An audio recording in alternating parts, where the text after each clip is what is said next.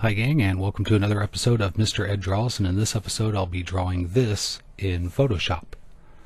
So I start with a blank canvas and I do a gradient.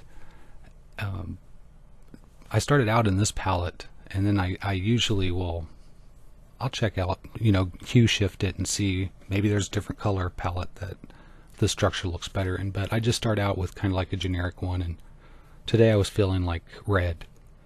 So when I draw the lines over this, I use a difference filter, and I select the middle high color and the middle low color in this gradient, so kind of like a nice close medium. And the effect is subtle because when it goes over, when you put a gradient over a gradient, or even a solid color that's one of those gradient colors over the gradient, then it kind of induces a gradient in that solid color, which I think is a really neat effect. So I like using that.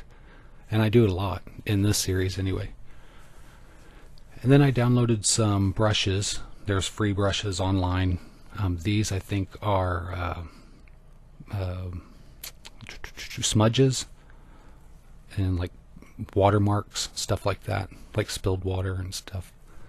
I mixed those into this kind of proboscis shape, or maybe even like a funnel cloud shape in a way, and it's got all these little wispy kind of cilia on it, and then there's these things that are kind of floating around in this medium that appears to be like fluid or maybe air, and they're just floating around in that.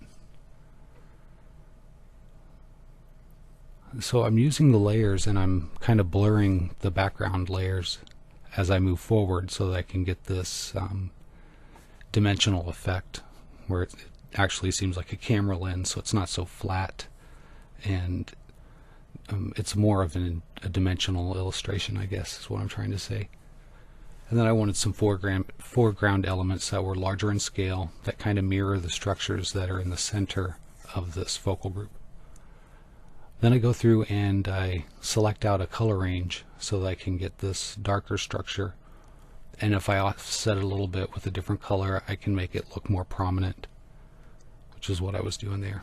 And then kind of merge them down and then check out what it looks like in another palette. So I chose purple to start with, and then I was going to put blue over and around it somehow. So I'm just kind of playing around with some things, and I didn't like how hard contrast it was, so I just thought I would take up the bulk of the darkness there, give it this kind of tilting. It looks like it's about to fall, or it's sweeping through the picture. And then I added some neat little organic kind of smudges in the corners to frame it, and then some specks of dark things to kind of add some textural contrast, and then put a little white spot on them to kind of insinuate that there's maybe some structure to them. They're not just wispy black things, or maybe stuff going on in them. I think some of them might even be an eyeball. So here's the kind of the organic forms in the series. I think there's 9 of them, and I think I might have 8 here, but I really like these, and they really didn't take a whole lot of time to make, which is a tribute to the power of Photoshop, because you can really do a lot in a short amount of time.